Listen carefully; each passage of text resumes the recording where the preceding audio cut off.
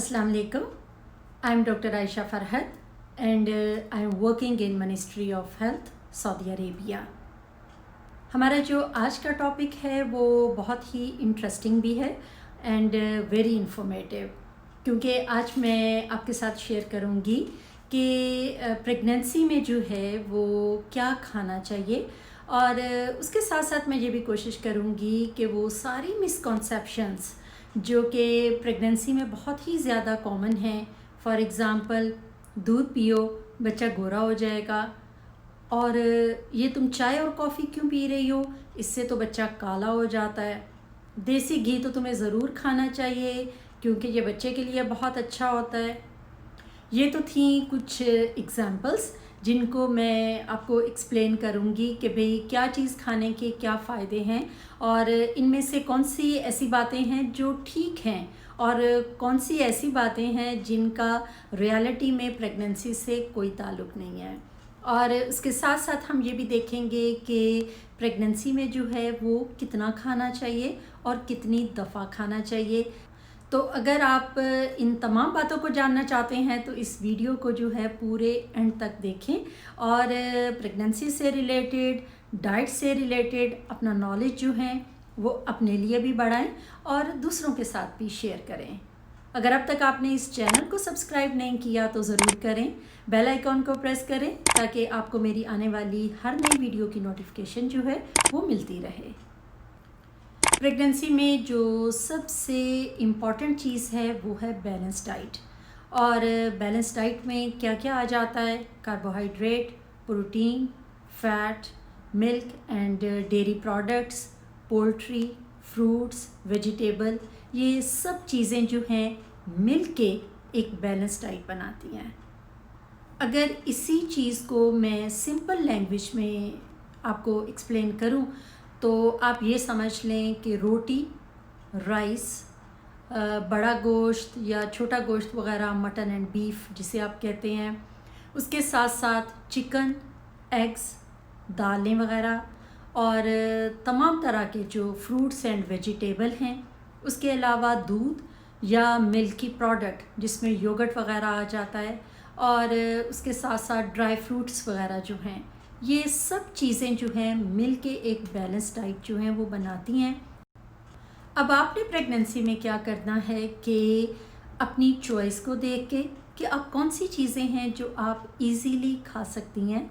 Number 2, अपनी pocket को देख के कि आप कौन सा ऐसा स्टफ़ है जो इजीली अफोर्ड कर सकती हैं।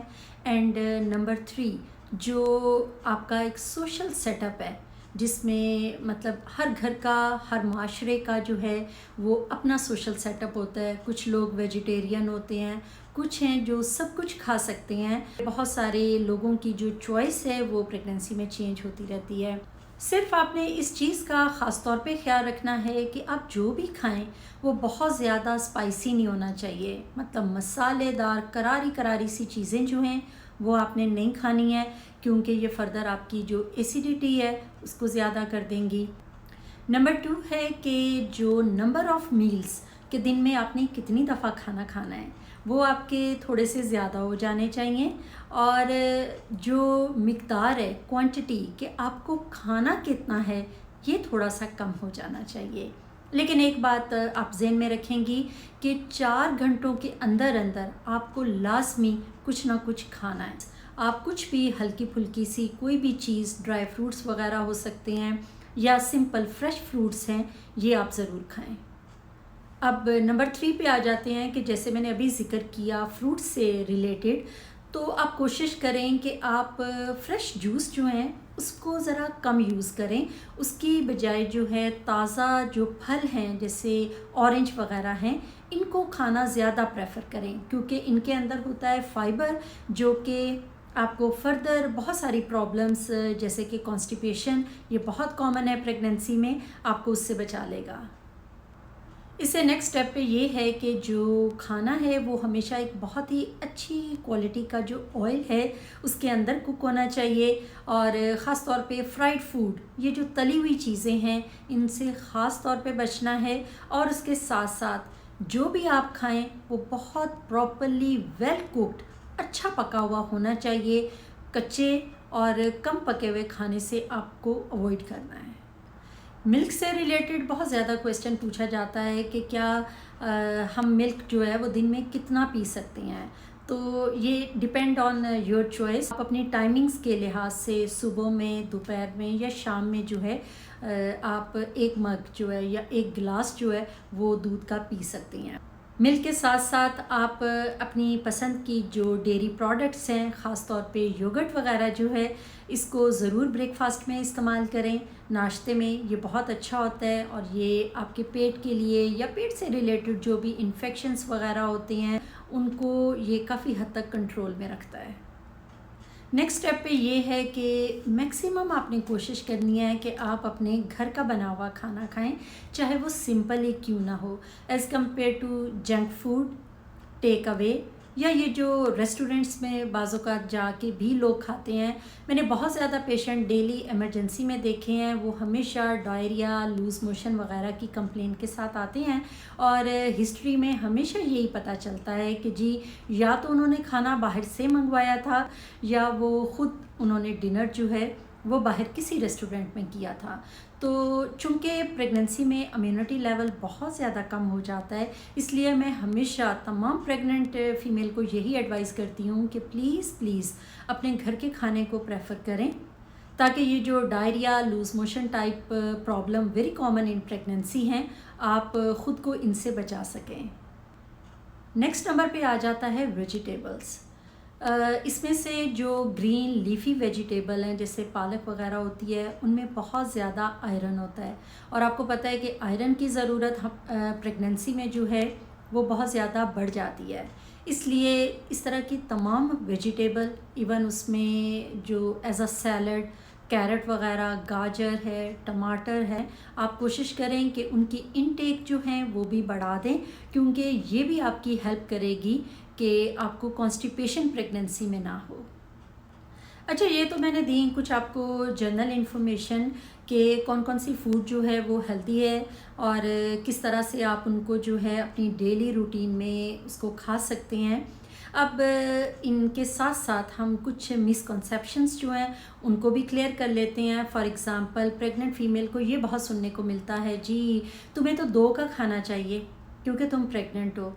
ठीक है, प्रेगनेंसी में हम सब जानते हैं कि जो हमारी इनटेक है वो बेहतर होनी चाहिए, क्योंकि हमारी बॉडी को जो है ज़्यादा कैलोरीज़ की ज़रूरत होती है।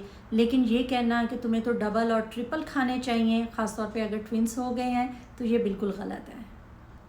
सेकंड नंबर पे है देसी घी, जिसे कुछ लोग जो हैं बहुत ज़्यादा फोर्स करते हैं कि आपको प्रेगनेंसी में ये ज़रूर खाना चाहिए। जहाँ तक मेरा नॉलेज है, ये एक सिंपल फ़ैट है जो कि माँ का वज़न बढ़ा सकती है और इसके अलावा इसका बेबी पे कुछ ख़ास इफ़ेक्ट जो हैं वो देखने में नहीं नज़र आए। नंबर 3 पे जो बहुत ही मोस्ट कॉमन मिसकंसेप्शन है वो ये है कि जी मिल्क पीने से जो है वो बच्चा गोरा हो जाता है। ऐसी कोई बात नहीं है। मिल्क में बहुत ज़्यादा कैल्शियम होती है, आपको ज़रूर पीना चाहिए, लेकिन इस पॉइंट ऑफ व्यू से नहीं। इसलिए कि जो बच्चे होते हैं वो हमेशा उनकी में जो उनके पेरेंट्स की जेनेटिक्स है वो अपने पेरेंट्स जैसे हो सकते हैं। एक अफ्रीकन फैमिली है तो उनका बच्चा कम से कम चाइनीज़ नहीं हो सकता, उतना गोरा और छोटा और क्यूट सा नहीं बन सकता, वो अफ्रीकन फैमिली जैसा ही होगा। नंबर 4 पे है कि कुछ लोग जो प्रेगनेंसी में चाय या कॉफ़ी वगैरह जो हैं वो काफ़ी शौक़ से पीते हैं, तो उनको भी डराया जाता है कि देखो ये ज़्यादा मत पियो क्योंकि इससे बच्चा जो है वो काला हो जाता है। तो इसके बारे में भी मैं ये कहूँगी कि ये दोनों चीज़ें जो हैं प्रेगनेंसी में इतनी फ़ायदेमंद नहीं हैं। वो इसलिए कि ये जो बॉडी में आयरन अब्ज़ॉर्प्शन है, जब भी आप आयरन लें उसके बाद आप चाय या कॉफ़ी वगैरह ले लें, तो उसका नुकसान ये होगा कि ये आयरन अब्ज़ॉर्प्शन जो है वो बॉडी में नहीं होने देगा, जिसकी वजह से फ़र्दर अनीमिया वगैरह होने के चांसेस हैं। इसके अलावा एक और चीज़ जो है वो बहुत ज़्यादा सुनने में मिलती है कि जी ये मत खाएं, इसकी तासीर गर्म है, ये खाएं, इसकी तासीर ठंडी है। बिलीव मी, आज तक मुझे तो ये ठंडे और गर्म का जो है वो पता नहीं चला और ना ही मैंने अपनी लाइफ में इस चीज़ को इम्पोर्टेंस दी है। बहुत सारे लोग आपको एग खाने से मना करेंगे, ऐसी कोई बात नहीं है। जी एग गर्म है और ये आपको एग की ज़रूरत है, आप डे टाइम मॉर्निंग के ब्रेकफास्ट में बहुत आराम से फुल कॉन्फिडेंस से आप एग खा सकती हैं। बिल्कुल इसी तरह अगर समर सीज़न है और मैंगो वगैरह हैं तो वो भी आपको डराया जाएगा कि नहीं नहीं मैंगो नहीं खाना, बहुत गर्म होता है, तो आप बिल्कुल एक मैंगो जो है वो आप खा सकती हैं। ख़ास तौर पे अगर आप आयरन की टैबलेट ले रही हैं तो मैं आपको एडवाइस करूँगी कि उसके साथ आप कोई भी सिट्रस फ्रूट वगैरह जैसे ऑरेंज है आप ज़रूर लें, क्योंकि इसमें जो विटामिन सी वगैरह होते हैं ये बहुत ज़्यादा हेल्प करते हैं आयरन अब्जॉर्प्शन में। कुछ ख़वातीन होती हैं जो प्रेगनेंसी में बेतहाशा खाती हैं, जिससे उनका जो वेट है वो बहुत ज़्यादा बढ़ जाता है, और अगर वेट बहुत ज़्यादा हो जाए तो ये फ़र्दर नॉर्मल डिलीवरी में भी प्रॉब्लम करता है। इसलिए आप जो भी खाएं सोच समझ के खाएं ताकि आप भी हेल्दी रहें और आपका आने वाला बच्चा जो है वो भी एक हेल्दी वेट के साथ पैदा हो। और लास्ट ऑफ ऑल कि एक बैलेंस डाइट के साथ साथ आपका एक एक्टिव हेल्दी लाइफस्टाइल जो है वो बहुत ज़्यादा ज़रूरी है। ये आपको बहुत सारे मेडिकल डिसऑर्डर्स जो कि प्रेगनेंसी रिलेटेड हाइपरटेंशन है, गेस्टेशनल डायबिटीज़ वगैरह है, इनसे भी बचाएगा, और उसके साथ साथ आपका जो नॉर्मल लेबर प्रोसेस है उसमें भी आपके लिए आसानी लाएगा। तो ये था हमारा आज का टॉपिक, डाइट इन प्रेगनेंसी। उम्मीद है कि मेरी ये वीडियो भी आपको पसंद आएगी और आप ज़रूर इससे कुछ ना कुछ सीखेंगे। अगर अब तक आपने इस चैनल को सब्सक्राइब नहीं किया तो ज़रूर करें, बेल आइकॉन को प्रेस करें ताकि आपको मेरी आने वाली हर नई वीडियो की नोटिफिकेशन जो है वो मिलती रहे। और अब मुझे दीजिए इजाज़त, इंशाल्लाह मिलते हैं किसी नई वीडियो में किसी नए टॉपिक के साथ। तब तक के लिए खुदा हाफिज़।